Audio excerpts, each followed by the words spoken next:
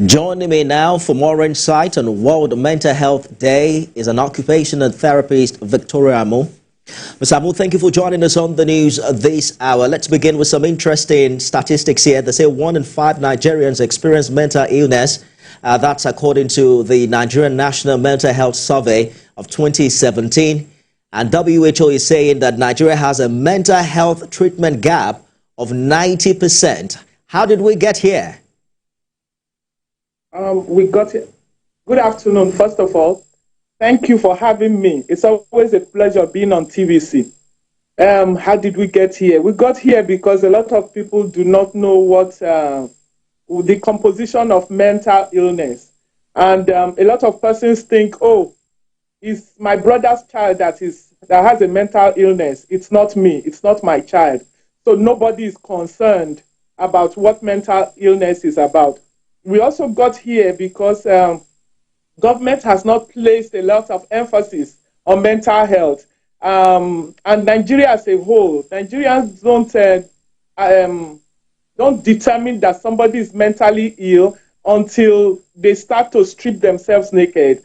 And that's one of the causes of we getting to where we get to as a country. There's no money in health ascribed to mental illness. You just have the psychiatric hospitals doing their best. And then you have something called a revolving door, where the patient goes into the mental health hospital, is treated and taking his medication. And then when he cannot afford or she cannot afford to take her medication, she decompensates. And when she does decompensate or he decompensates, he now has to be rehospitalized. And then it's a revolving door, it keeps going. So government has the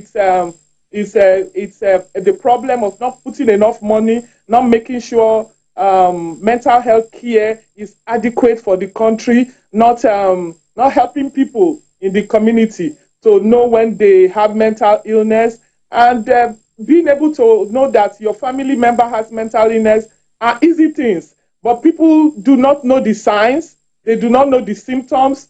So they are not able to bring their family member to the hospital at the acute stage, because in every disorder, the acute stage of diagnosing is the most favorable stage. That is where the person is actually given the person gets more ability to live longer and enjoy life, even with their disability. So that's how we got here.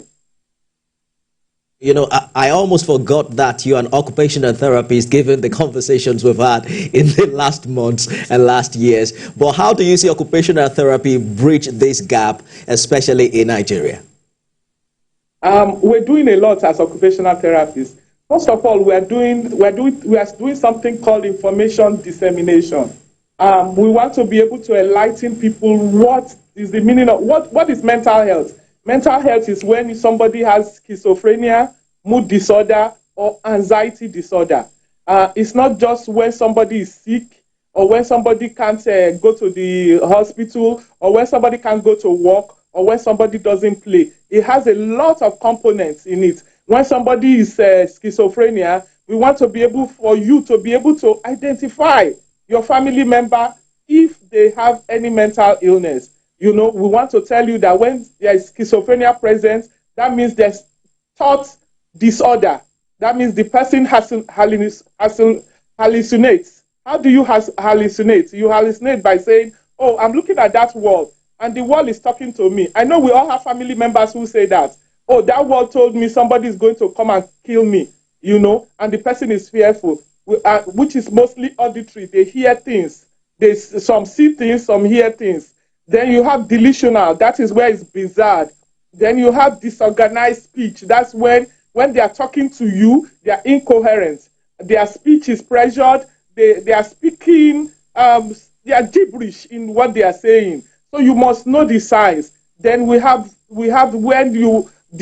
mood disorders. Mood disorders are major depressive episodes when the person is daily distracted. The person has the distraction, the depression affects their daily task. They cannot walk. They cannot do things that they should normally do. Then you have, in mood disorders, you have manic episodes, which will have abnormal, elevated moods, where they are overly happy. You know, in some manic episodes, you find them putting on makeup, and the makeup is totally skewed.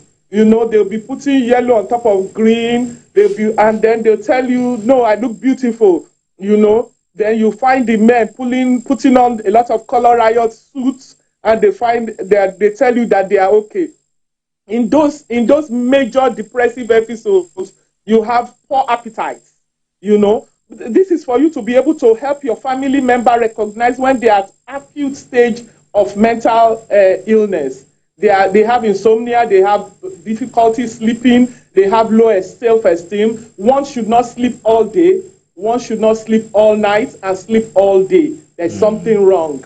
Then there's insomnia, lack of sleeping, there's low self-esteem, you know, and most of the time poor concentration. And then you find these people say, you know, I just feel like dying. You know, because they have low self-esteem, nothing is working for me. I don't have money to go to work. I don't have money to eat. It's hard for me. And it's okay for somebody not to have money to eat. It's okay for somebody not to have money for work. But when you even go to the work and you are tired, you are fatigued, that's this thing. So that's where occupational therapy comes in. Indeed. And what do we... Yes. I hear you clearly, but we have completely run out of time. You know what they say that, okay. I'm sure you've heard the expression that everyone has a 5 minutes of madness, and the duration is higher now in Nigeria with the burnout, the stress. You know, fuel is now selling at over 1,000 naira.